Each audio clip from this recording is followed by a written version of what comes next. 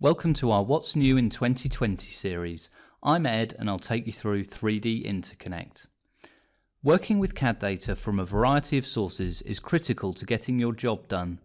3D Interconnect changed the way users interact with this data by allowing you to directly reference native or neutral CAD files without the need for translation. SOLIDWORKS 2020 simplifies the workflow using these native and neutral CAD files by allowing you to drag and drop them from Windows Explorer into your assemblies like any other SOLIDWORKS component. Additionally, 3D Interconnect in SOLIDWORKS 2020 adds support for new formats including 3D DWG, DXF as well as IFC, enabling you to work directly with more files without the need for translation. So in summary, we see the introduction of drag and drop into SOLIDWORKS and 3 new file formats.